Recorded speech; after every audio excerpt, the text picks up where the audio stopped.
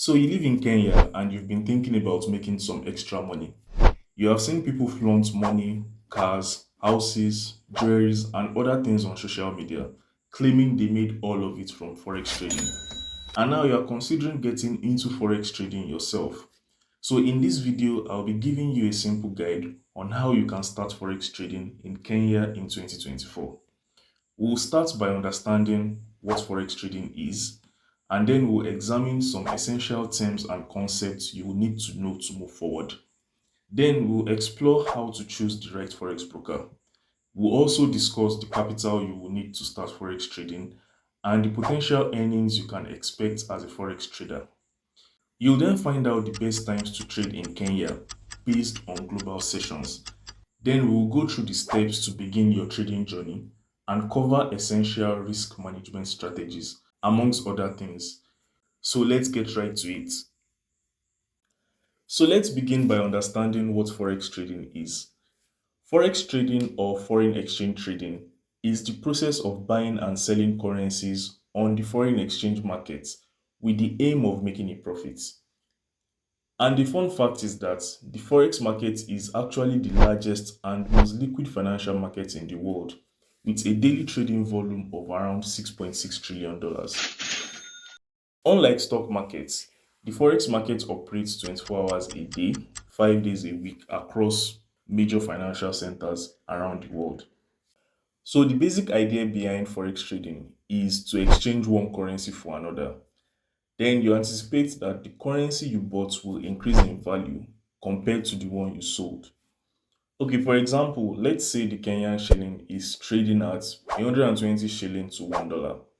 So if you think the shilling would weaken against the dollar or the dollar would strengthen against the shilling, then you buy $1,000 at 120 shilling each. You will end up paying about 120,000 shilling. So if your prediction is actually true and the shilling actually does weaken or the dollar strengthens against the shilling, say from 120 to 150, if you decide to sell at this point, you would sell your $1,000 for 150,000 shillings and you would make a profit of 30,000 shillings. Unlike other markets, like the stock market, for example, which is based on individual companies and their stock performance, the forex market is actually influenced by a number of economic factors. So, factors like central bank announcements, inflation rates, the release of economic data, political instability, elections, and geopolitical conflicts can actually affect the value of countries' currencies. Now, before you begin your journey into forex trading, there are some terms and concepts you would need to be familiar with so you don't get lost. The first one we will consider is the currency pair or instrument. Currencies are traded in pairs, which would indicate the currencies you are buying and selling. So, going back to the example we just used, the appropriate currency pair we would have bought would be the USD Kenyan shilling, with the dollar being the base currency and the shilling being the quote currency. Buying this currency pair or instrument indicates that you believe the US dollar would gain against the shilling. And if you are correct, just like the example we used, you would make a profit from the difference. Now, there are different classes or categories of currency pairs. We have the major pairs like the Euro USD and the British Pound USD because they are the most traded instruments and they have very high liquidity. Then we have the minor pairs like the Euro Pound or the Australian dollar Japanese yen, which are not as liquid, but they are still okay. And finally, we have the exotic pair, which include currencies from emerging markets. Now, these instruments are not as liquid as the major and minor pairs, and they are much more volatile. The next term you will need to be familiar with is pip and pip movement. So, a pip or points in percentage is the smallest price movement in a currency pair. For most of the currency pairs, 1 pip equals 0.0001. So let's say the Euro USD, which is a major currency pair, is 1.3247 and it moves or it increases to 1.3248. This means it has increased by 1 pip. And that increase in itself is what we call a pip movement. So the direction of the pip movement actually determines if you make a profit or you make a loss. When you want to buy a currency pair from a broker, two prices are usually quoted. Here you can see the price on the right is slightly higher than the one on the left. That is because the figure on the right is the ask price and it is what the broker sells the currency for. And the bid price on the left is the current value of the currency and what you can actually sell it for. The difference between the bid and ask price is what we call a spread. So if you want to buy a Euro USD instrument and you see it quoted at 1.3247, 1.3248, it means your broker is charging you a spread of 1 pip to buy the instrument. Moving on to lot sizes. A lot size refers to how much currency you are actually trading. Just think of it as a package of currency. A standard lot is 100,000 units of a currency, and a mini lot size is 10,000 units, while a micro lot size is 1,000 units. The lot size actually decides the size of your trade. So a larger lot means you are trading more currency, which can lead to bigger profits, but also larger losses. So the next term we'll look at is leverage. Leverage is just like using borrowed money to make bigger trades. Leverage is shown as a ratio, like 50 to 1 or 100 to 1. And the maximum leverage you can use actually depends on your broker. So for example, with a 50 to 1 leverage, you can control $50 worth of currency for every $1 you have in your account. So if you have $100 and use 50 to 1 leverage, you could actually trade up to $5,000 worth of currency. So while leverage can boost your potential profits, it can also increase your losses by the same amount. So it's very important to use it carefully. So as a new trader, it is wise to start with smaller lot sizes and lower leverage until you gain a solid understanding of how currency price movements affect your trade. So there are three main types of markets or trends in forex trading.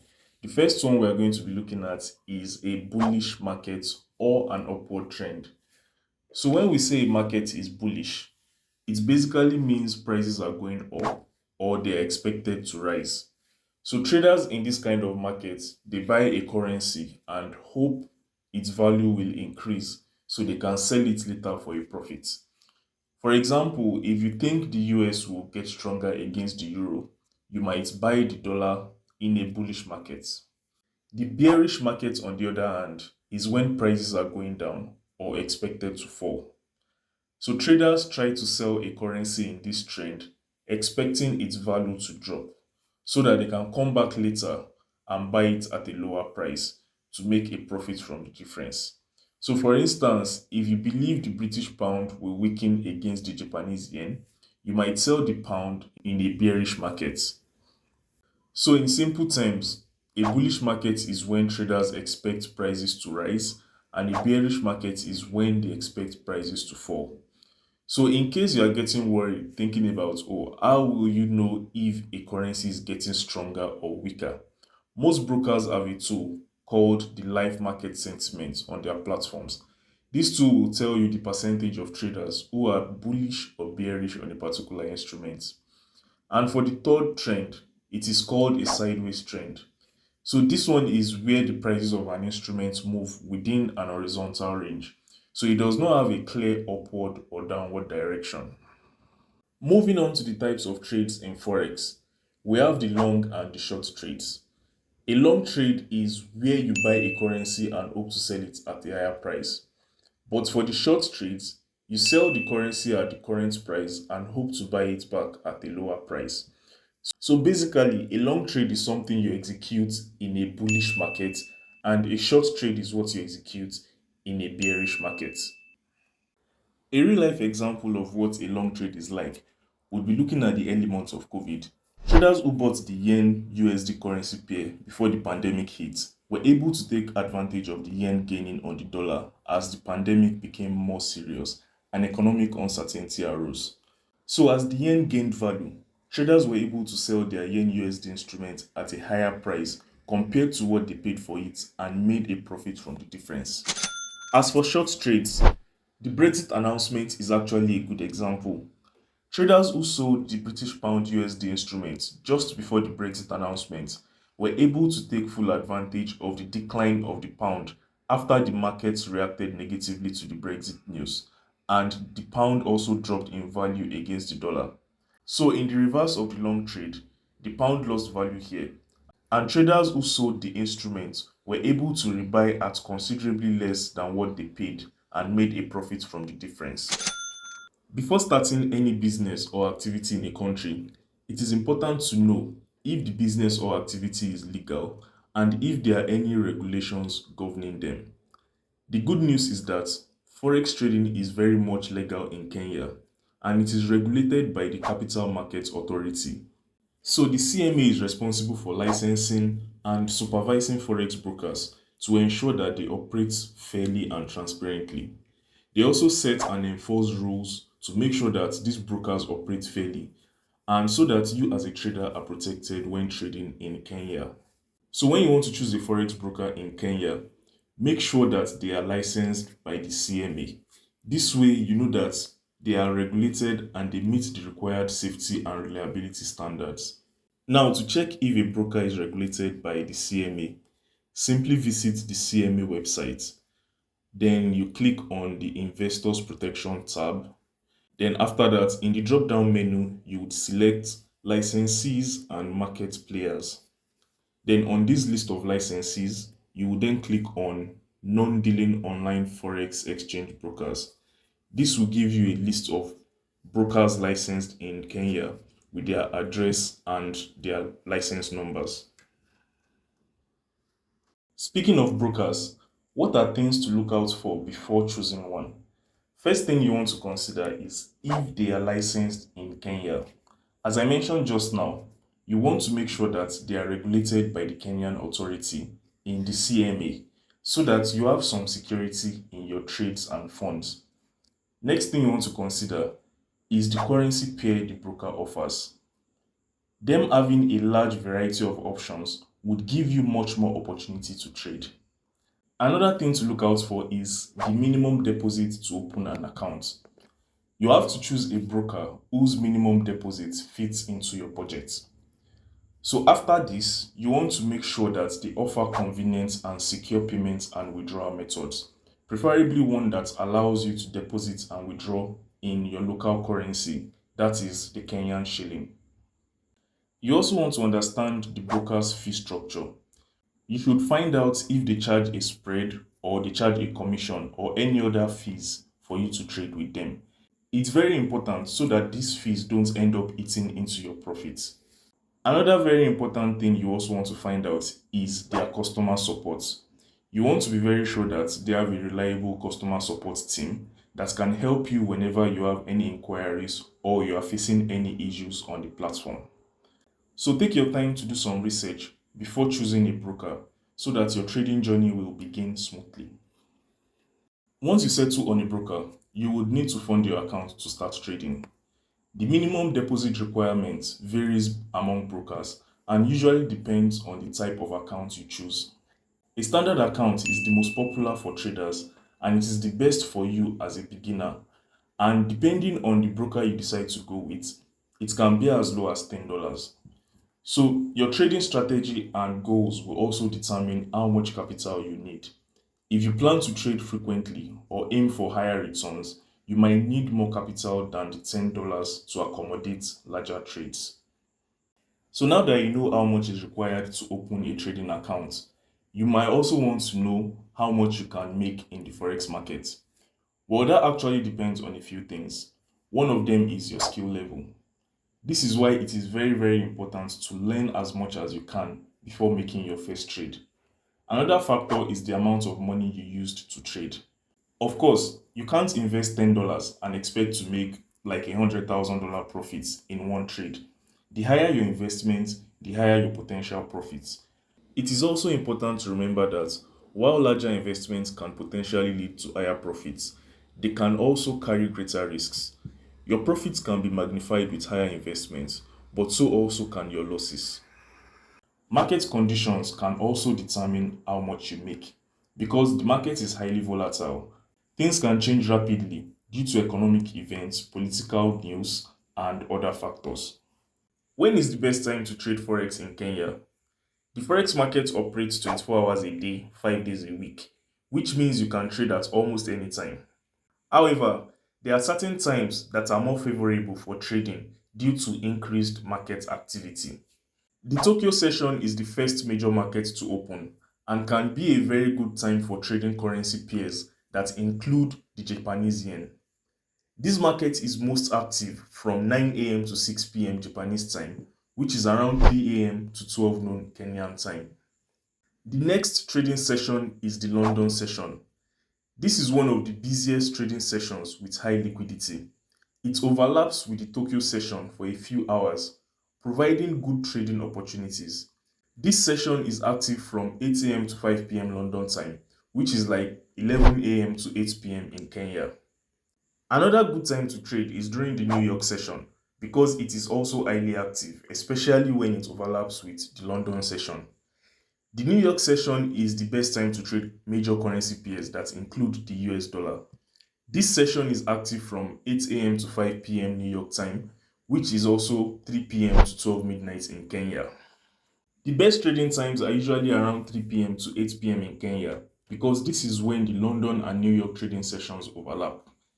It is the best time because this is when the market is most active. 11 a.m. to 2 p.m. is also a good time to trade because it is when the Tokyo and London sessions also overlap.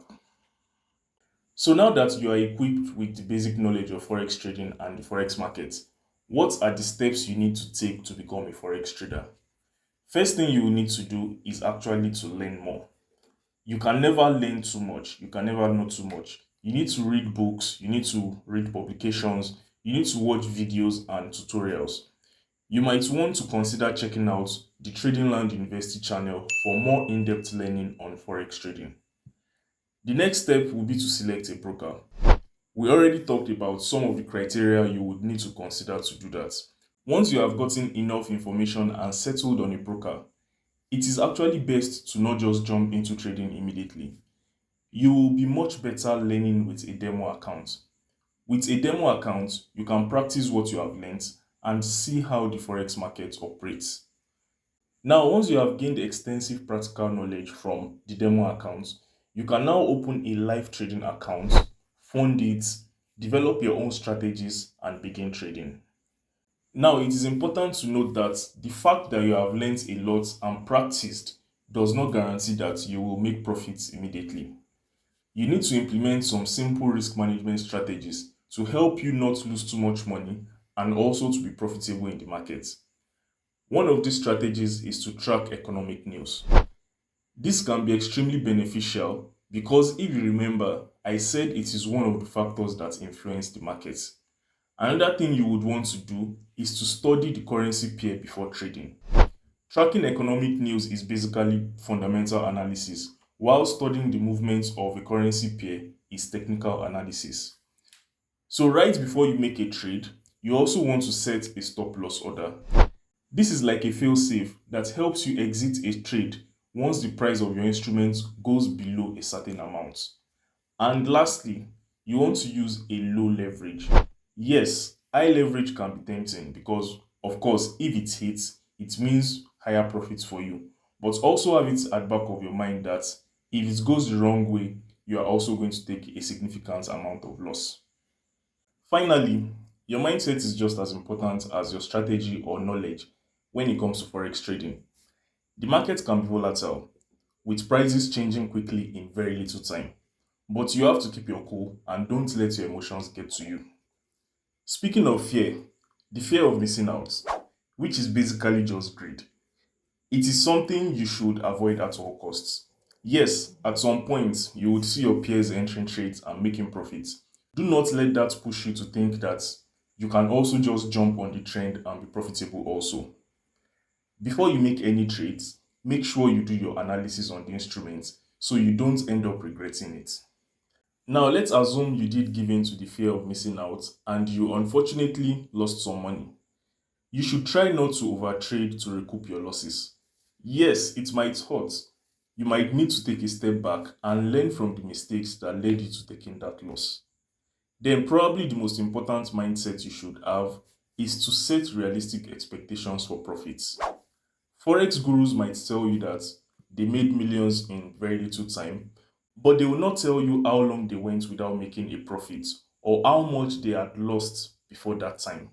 So, for your own benefit, set a realistic target and work on your strategy to achieve it. So, we have come to the end of this video. If you found it useful, kindly leave us a like and consider subscribing to this channel so you will not miss out on future content relating to Forex trading. Until next time, happy trading.